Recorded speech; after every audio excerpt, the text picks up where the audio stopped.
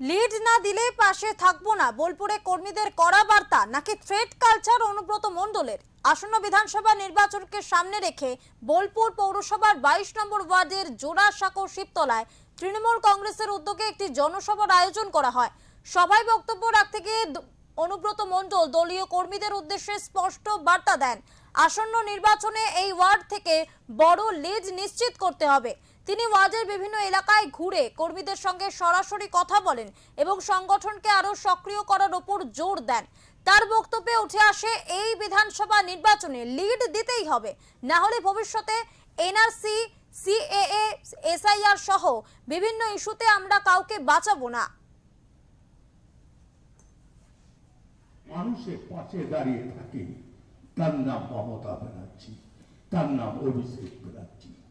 তাই আমি 6টা পাটে আমি বসতে রাজি আছি।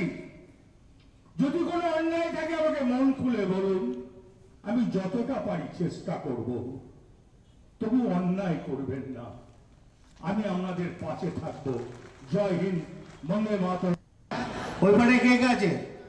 ওই তো স্বপন ঠাকুর আছে, গোপালের বেটা আছে, বিনোদ আছে, আর কে আছে?